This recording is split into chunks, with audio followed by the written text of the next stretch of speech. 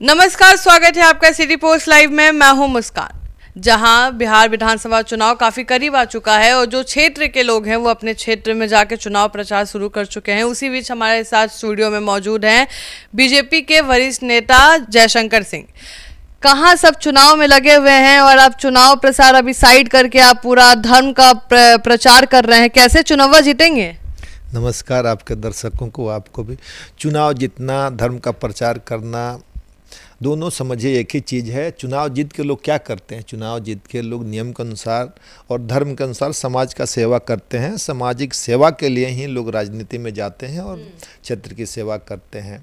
और हम मतलब सनातन की सेवा करते हैं। सनातन की बोलिए, कथा कहवाना, राम कथा कहवाना। इससे क्या होगा? हाँ, सही बात बिले। सनातन के अनुसार गौ माता की सेवा करना, ब्राह्मण की सेवा करना, गंगा की सेवा करना, ये सब करना चाहिए। इससे हमें संस्कार मिलता है। संस्कार मिलेगा जब बच्चों में संस्कार आएगा। संस्कार आएगा तो आजकल संस्कार ही तो सब कुछ है ना। देखिए, पूरे देश में युद्ध चल रहा है, लोग आग के गोले पे बैठे हुए हैं, कहीं परमाणु बम गिर रहा है, कहीं वो क्या क्या युद्ध नहीं चल रहा है। रॉकेट लॉन्चर से लोग रॉकेट दाग रहे हैं, मिसाइल दाग रहे हैं, एयरक्राफ्ट से लोग, पूरी दुनिया अभी परेशान है। लेकिन अगर सनातन की बात की जाए, हमारे धर्म को बात की जाए, तो हमारे अनुसार हम लोग बोलते हैं सर्वे भवन्तु सुखिनः, सर्वे सन्तु निरामया, सर्वे भद्राणि पश्यन्तु माँ कश्चित् दुख भावते। मतलब सभी सुखी हों, सभी रोग मुक्त रहें, सभी का मंगल, सभी लोग मंगल के साक्षी बने और किसी को दुख का भागी ना बनना पड़े। ये हमारे सनातन के अनुसार होता है।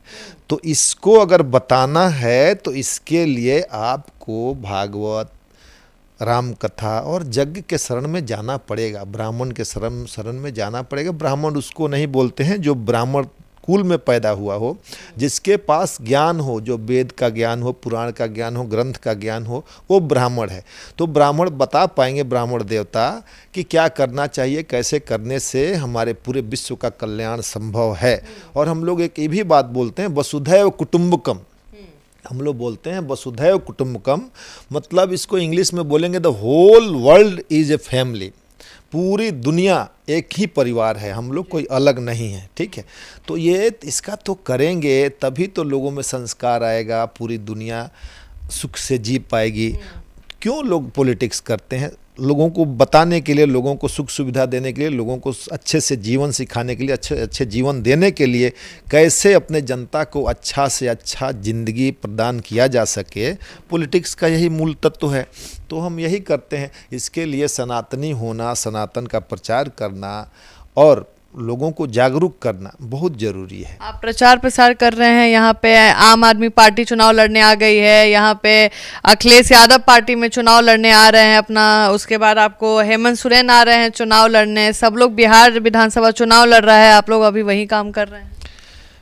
ये तो काम हम शुरू से करते आ रहे हैं। जनसेवा 27 सालों से हम जनसेवा करते आ रहे हैं, करेंगे। और जो यज्ञ होता है, राम कथा होती है, लक्ष्मी नारायण। राम कथा से क्या फायदा होता है?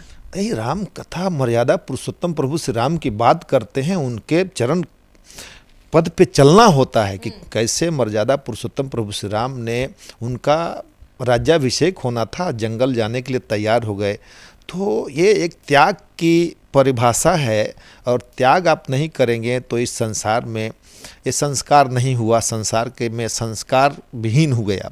तो संस्कार सीखना है तो राम के पद चिन्हों पे चलने के लिए लोगों को प्रेरित करना पड़ेगा। इसलिए राम कथा कहवाते हैं। उससे युवाओं को क्या फायदा होगा? युवाओं को फायदा क्यों नहीं होगा? वो लोग संस्कार में रहेंगे, संस्कार के साथ रहेंगे। युवाओं में तेज आएगा, वो जाएगी, क्रांति आएगी।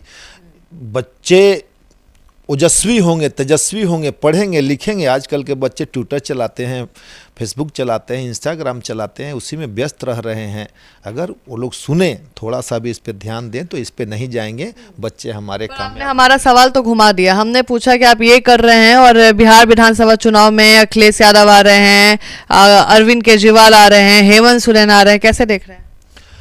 देखिए मुस्कान, कोई आए उससे पे हमको बहस नहीं करना, क्योंकि उतना बहस करने के लिए ना आपके पास समय है ना मेरे पास समय है। हमारा बिहार कैसे आगे बढ़े, देश कैसे आगे बढ़े, ये हमारा मुद्दा है और हमारी सरकार बखूबी कर रही है। और हम चूँकि बिहार के रहने वाले हैं, मूल रूप से गोपालगंज के रहने वाले, गोपालगंज की जो विधि व्यवस्था है वो कैसे सुधरे, इस पे हम दिन रात काम कर रहे हैं और करेंगे, करते रहेंगे।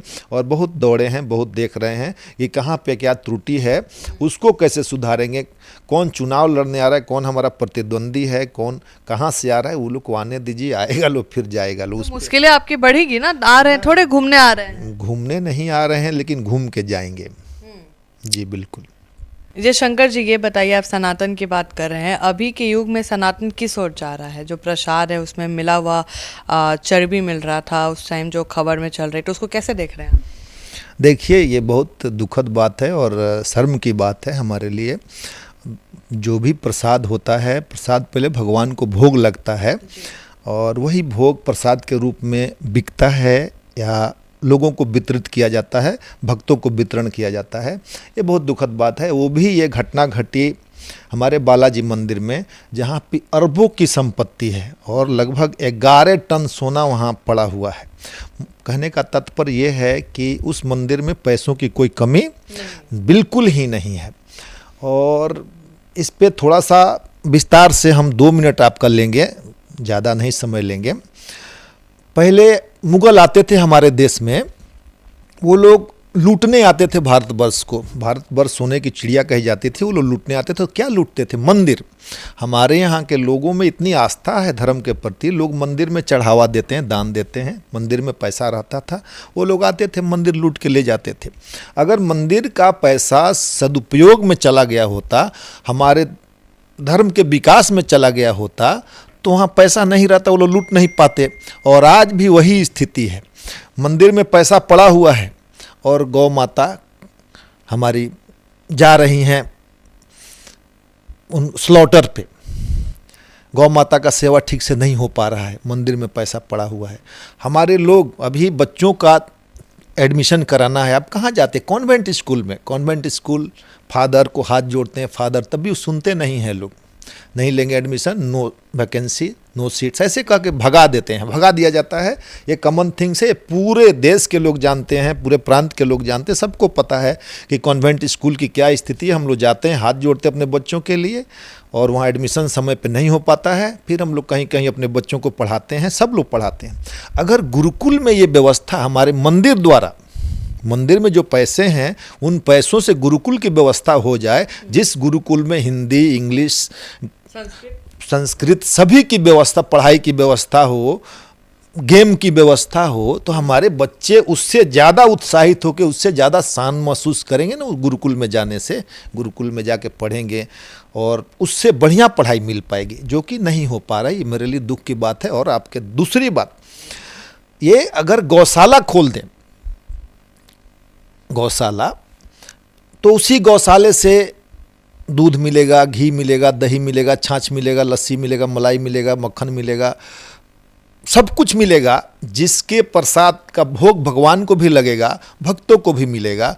और वो गौशाला में लोग जाएंगे, प्रसाद खरीदेंगे, गौशाला से बना हुआ प्रसाद, तो गौशाला को फायदा भी होगा। उस गौशाला में ठहरने के लिए आश्रम बना दिया जाए, जैसे लोग बोलते हैं ना आश्रम है, आश्रम के लिए कुछ मिनिमम चार्ज रख दिया जाए। उस आश्रम के चार्ज से गौशाला का पूरा परिचालन हो जाएगा, बल्कि गौशाला फायदे में रहेगा। एक बार शुरू करने की जरूरत है गौशाला को, उसके बाद गौशाला फायदे में रहेगा। गौ माता की सेवा हो गई, अच्छा प्रसाद मिल गया, भगवान को शुद्ध प्रसाद चढ़ गया, दूसरी और सारे लोगों को अच्छा सेहतमंद प्रसाद मिल गया, सब लोग खुश हो गए, गौ माता खुश हो गई। इससे बड़ी खुशी की क्या बात हो गई? दूसरी बात, जो स्कूल की हम कह रहे थे, हमारी गुरुकुल की बात कह रहे थे, अगर गुरुकुल खुल जाए तो गुरुकुल भी खोलने में केवल मंदिर का मदद चाहिए, खुल जाएगा गुरुकुल, तो हमारे बच्चे पैसे देंगे, हमारे गार्जियंस पैसे देंगे, हम देंगे अपने बच्चों के लिए पैसा, जो हम कॉन्वेंट में देते हैं उससे ज़्यादा देने के लिए हम लोग तैयार हैं। अगर गुरुकुल कॉन्वेंट से बढ़िया खुल जाए, वो पैसे हैं हमारे मंदिरों के पास, लेकिन वो लोग खर्च नहीं कर देते। एक बार अगर गुरुकुल हर जगह, कम से कम नहीं तो हर राज्य में एक गुरुकुल खुले, खुलना तो चाहिए हर जिले में, लेकिन हर राज्य में भी एक गुरुकुल खुल जाए, वहाँ बच्चे पढ़ेंगे और गुरुकुल का तो खर्च ऐसे निकल जाएगा, खोलने में जो खर्च लगे गुरुकुल फायदे में रहेगा। तो ये आपके चैनल के माध्यम से हम सभी मंदिर के जो संचालक लोग हैं, मंदिर की जो समितियां हैं, जिनके पास पैसे हैं, जिन मंदिर के पास पैसे हैं, वो लोग गुरुकुल को खोलें, गौशाला को खोलें। उन लोगों से नम्र निवेदन है, आग्रह विनती है, और सरकार का भी हम ध्यान आकर्षण करना चाहते हैं कि इस पैसों को इस प्रकार के रूप में खर्च करे। यही आग्रह है, यही विनती है। तो आप सुन रहे थे पूरे इंटरव्यू को, और आपको क्या लगता है, और अपना ओपिनियन ज़रूर साझा करिएगा कमेंट सेक्शन में। कोई सवाल रह गया हो तो हमें ज़रूर बताइएगा। फिलहाल इस खबर में इतना ही। आगे की खबरों के लिए बने रहे हमारे साथ। धन्यवाद।